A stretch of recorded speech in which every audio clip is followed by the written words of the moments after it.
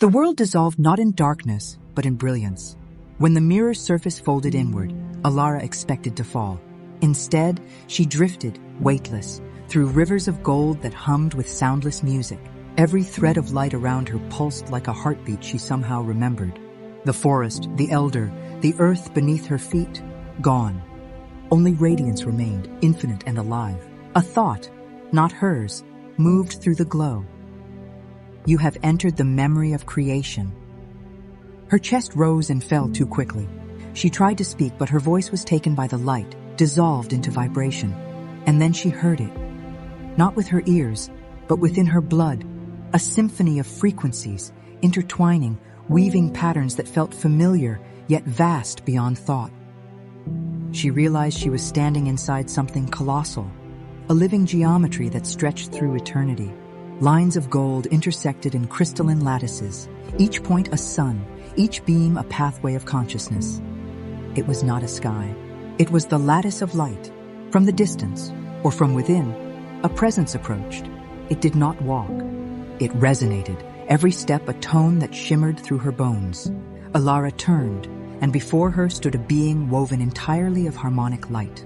Its outline shifted like liquid crystal. Its eyes were twin galaxies revolving in silence. It spoke without sound.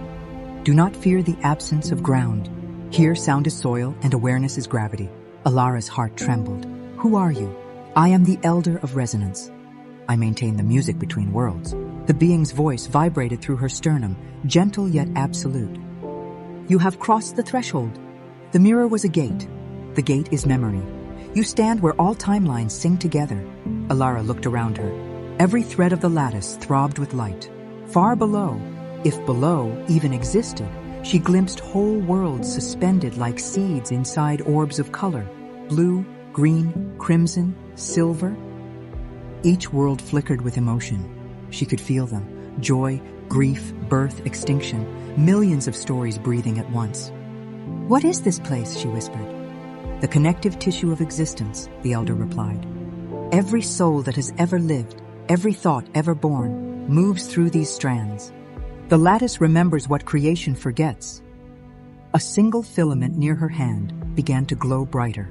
When she touched it, images burst open. A child laughing under a rainstorm, an older woman tracing constellations in sand, another version of herself kneeling beside a dying star. She gasped, Are these my lives? Not all, only the ones whose songs still echo in your current frequency.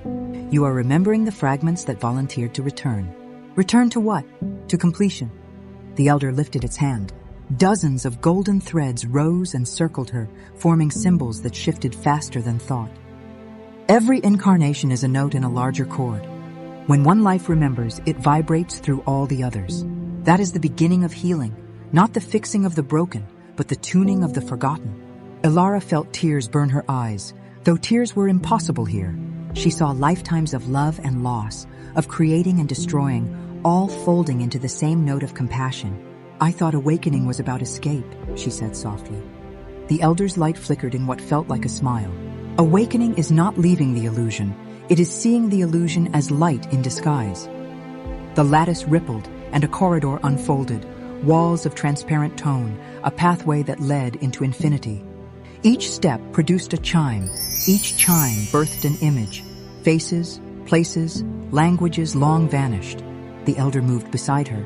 These are the echoes, souls resonating within your field. They answer when you remember them. Elara recognized some of the faces, friends, mentors, even strangers who had once offered a kindness. They shimmered like dust in sunlight. A child's voice drifted through the air. When you forgave me, you freed us both. Elara pressed a hand to her heart. Every forgiveness, every act of grace was a repair in the great design. She had never understood how much power rested in a single merciful thought. The elder's voice deepened. The lattice thrives on coherence. Fear splits it, love restores it. Every being is both weaver and thread. Then, the harmony trembled. A faint static crawled through the light, dark veins running along golden lines. Elara turned. What is that? The silence. A shadow moved across distant filaments, and wherever it passed, the light dulled. She could feel it. a chill absence, not evil but emptied. It began as forgetfulness, the elder said.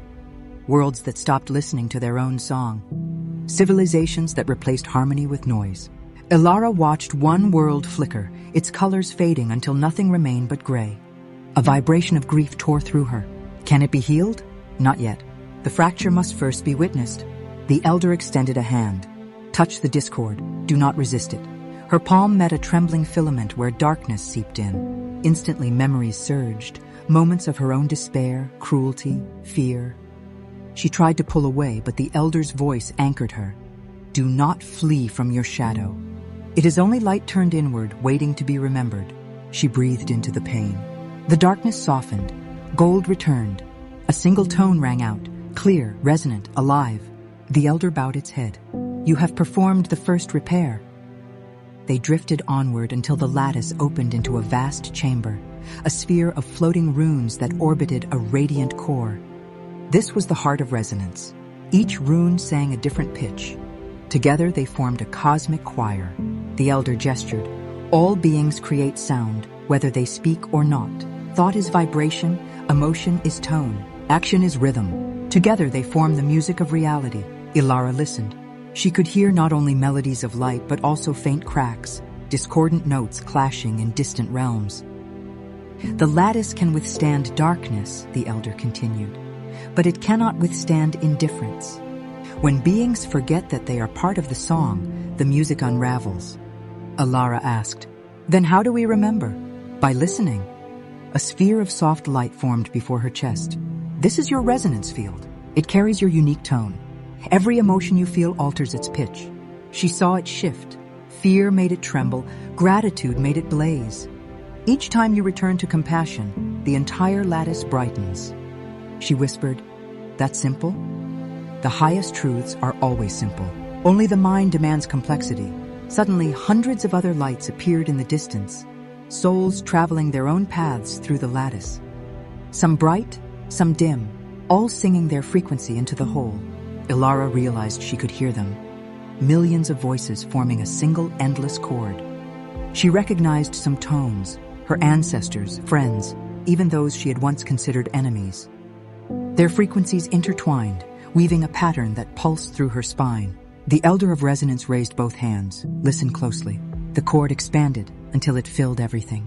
Elara felt her boundaries dissolve. She was not one voice, she was many. She was every memory of compassion that had ever existed, vibrating together. Tears streamed down her luminous cheeks. She finally understood. Unity was not the loss of self. It was the remembering that self had never been separate. Then the harmony bent again, slightly sharper this time. The darkness she had seen earlier was spreading faster. The elder's glow dimmed. The silence grows stronger. Entire sectors of the lattice are falling quiet. The architects must be summoned. Who are the architects? The first beings who sang matter into existence. They wove the primal geometry. Without them, the repair cannot hold. Can we call them? Only through the collective tone of remembrance. Every awakened soul adds amplitude to the call. Elara looked out across the infinite network. So I have to help others remember. Yes. The lattice heals when one chooses love in the face of forgetting. A pulse of certainty filled her chest. She would carry this truth back if she ever found her way home again. The elder guided her to a spiraling current that flowed through the chamber. It looked like water made of music, waves of color that rose and fell with heartbeat rhythm. Step in, the elder said. It will show you how creation hears you. Elara entered the current. Every emotion she held began to manifest around her, joy appearing as sapphire ripples, doubt as gray undertow. When she breathed with gratitude, the entire river brightened. She laughed. Pure delight. The river answered by lifting her higher. She realized the truth. The universe was not responding to her. It was responding as her. When she emerged, the elder touched her forehead with a fingertip of light. A golden symbol burned gently into her skin, the sigil of resonance. This mark will allow you to tune worlds. You will become a bridge between frequencies. Elara bowed. Why me? Because you listened when silence tried to claim you. Few do. The elder's form began to fade. My song ends here. Others will guide you now. The elder of memory, the elder of form. Follow the tones that call you. Elara reached out. Will I see you again? in every harmony that heals. And with that, the elder dissolved into light, merging back into the chords of the lattice. Alone now, Elara floated amid the living geometry. She listened to the hum beneath existence, to the rhythm of her own soul. The sigil on her brow glowed softly with each heartbeat. She realized she could feel connections stretching outward from her, threads reaching loved ones, strangers, even those she had never met. Each thread pulsed when she thought of them. A simple thought of compassion sent light along the cords. A wave of peace traveled through unseen hearts. She smiled. So this is how prayer works, she murmured. Not begging, not pleading, resonating. Suddenly the lattice began to spin. Light lines curved, folding upon themselves like petals closing. The sound rose, thousands of tones converging into one. Elara felt herself being pulled downward toward the densest part of the structure where light condensed into matter. She recognized the sensation. It was the pull of incarnation. "You are being sent back," whispered countless voices within the song. "Carry the resonance, teach them to remember." The descent was not falling, it was becoming. She watched the filaments twist into DNA spirals, the geometry crystallizing into atoms, the cosmic choir shrinking into heartbeat rhythm. Worlds reformed around her, mountains, rivers, sky. And when the final tone faded, she stood once again upon solid earth, though the air shimmered faintly with gold. The mirror from which she had entered lay silent behind her, but its surface still pulsed like a sleeping heart. Elara placed her hand upon it. For an instant, she heard the elder's voice one last time. "Remember, child of resonance, light is never lost. It only waits to be sung again." She closed her eyes, breathing the music of creation into her lungs. Somewhere deep inside, the sigil glowed brighter. The next journey was calling, the path toward the fracture. She whispered into the wind, "I am ready." And the wind replied, "Then the remembering continues." The wind carried a memory of gold. Elara stood where the world felt newly born. Same trees, same sky, and yet everything breathed with a hidden radiance. The mirrored gate behind her lay quiet, its surface like a lake of sleeping light. The sigil at her brow pulsed once, twice, and the earth answered with a low, warm hum. A shadow crossed the grass, not darkness, absence. It slid along the ground like spilled ink, vanishing beneath the roots of an old ash tree. When Elara reached for it, the light in the leaves flickered, dimmed, and returned as if it were fighting for breath. "The silence," she whispered, a soft step behind her. She turned, expecting the Elder of Resonance, and felt the ache of a missing note when she found no one there. Instead, the air brightened, and a figure stepped out from the seam between two ordinary moments. They wore no face. Instead, the air around their head was full of moving images, childhood memories, ancient seas, starlight over deserts, streaming and folding like pages caught in a slow wind. "I am the Elder of Memory," the present said, voice like a page turning. "When the lattice trembles, I awaken what the world has forgotten." Elara bowed instinctively. "The fracture is here, isn't it? Not only in the great geometry, but in this place." "Everywhere," the elder said, lifting a hand. "But we begin where you stand." They knelt and touched the soil. A map unfolded in light above the ground. Heartlines of the land, old rivers buried beneath roads, forgotten footpaths glued over by concrete. Certain crossing points pulsed weakly, as if they were trying to remember a heartbeat. "The human world built over its own memory," the Elder of Memory said, and then wondered why meaning thinned. Elara closed her eyes and listened. Beneath birdsong and breeze, she heard something like, "A planet's exhale, frayed at the edges. How do we repair it?" By remembering the original song of places and of people. The silence thrives where names are erased, where rituals are mocked, where grief is never voiced. The elder looked up, the images around their head slowing to a stillness that felt like attention. "I will show you what was once sung here." They placed 2 fingers to Elara's forehead. The world opened. She stood in the same spot, yet centuries away. The trees were younger, the air rich with wood smoke and salt. People gathered on the hill, women with hair bound in leather, men with ash on their hands, children whose laughter sounded like rain on a drum. A circle of stones rose from the grass. Nothing grand, just a ring of rough pillars etched with swirling lines that resembled rivers and stars. In the center, a woman lifted a bowl of water and spoke a name. Kailesh. The hill answered with a low tone, and Elara felt it hum through her bones. The woman dipped her fingers into the bowl and flicked the water toward the horizon in 4 directions. For the north wind that clears the mind, for the east light that opens the eyes, for the south fire that warms the heart, for the west rain that returns us to the sea. The people placed their palms on the stones. The stones sang. Not loudly, like bees in summer, like embers, like bread rising. The children pressed their cheeks to the stone faces and giggled at the tickle of vibration. Elara felt warmth blur her vision. The scene blurred, shifted, the circle cracked. Time lay down like pavement. Names were traded for numbers. The hill was measured and sold, then sold again, each sale a small forgetting. The song faded to a thread. Elara returned to the present with a gasp. The elder of memory lowered their hand. The place remembers, it is the people who forgot. Elara touched the ground. Can we give the name back? Only if we give the listening first. The elders stood, and for a heartbeat, their facelessness showed 1,000 faces. The faces of those who had once sung across this land. You will teach them to remember with gestures so simple the mind will argue they cannot possibly be enough. Elara smiled despite the ache in her chest. Show me. They walked to the old ash tree whose roots cradled the shadow. The elder of memory spoke without sound, certain phrases rising like stars. Place your hand on the bark, not as a task, as a greeting. She did. The tree's slow intelligence moved up her arm like warm sap. Speak your gratitude aloud, even if no one is listening. Gratitude is not a mood, it is a frequency. Elara whispered thanks for shade, for birds, for the way the ash held the hillside together. Offer water. She poured from her flask at the roots. The earth drank. Give the name you heard. Elara stepped back, breath steady.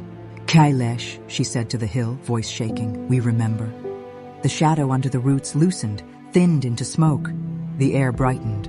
A thrush sang a new ornamental note, as if a forgotten bar had returned to the score. The elder of memory nodded. That is one repair. Small, they would call it. They are wrong. They turned toward the town beyond the hedges. Now we go where the silence feeds quickest, where humans gather and pretend not to ache. The street was a ribbon of noise and soft exhaustion. People moved with their eyes down, shoulders up, breath shallow with invisible tasks. A bus sighing at a stop, a child tugging at a mother's sleeve, a teenager laughing too loud to hide a tremble. Screens dazzled with urgency. A florist's bucket leaked a small river that no one saw. The elder of memory stood at the edge of the pavement and waited, not for a gap in traffic, for a gap in forgetting. Watch, they said. A man and woman bumped shoulders at the doorway of a pharmacy. Both flinched, both half smiled, both prepared the socially approved apology with eyes already elsewhere. The elder did nothing. Elara did. I see you, she said softly to both, the sigil at her brow warming. Are you all right? The words were simple, ordinary. They landed like rain on fire. The man's eyes filled. Then he laughed, as if he'd been caught crying by the sun. Yeah, bad day, he said. The woman exhaled a breath she'd been holding for months and offered the man the door with a real smile, not the airbrushed one. A tiny tone, inaudible to ears, rang in the lattice over the street. A hairline crack closed somewhere only the soul could see. This is how the silence breaks, the elder of memory said. Not by speeches, by remembered humanity. They moved through the market like a slow tide, making small repairs that felt like nothing and changed everything. Elara bought a loaf of bread and broke it into 3 pieces without thinking, handing 2 to strangers who were not hungry for bread as much as for the permission to receive. She asked an old man for the story of the scar on his thumb. He told her it was where the radio bit him in 1964, and then, feeling seen, told her the real story, that it was where grief had lived when his brother left and never wrote, and how it stopped aching the morning he heard a robin at 4 a.m. and decided he could start again. Every time someone told the truth aloud, the air brightened. Every time Elara breathed differently, slower, lower, kinder, the light in the street thickened like honey and flies of tension stopped buzzing. We are making a choir out of errands, the elder said, and even the buses seemed to sigh in contentment. And then the shadow came.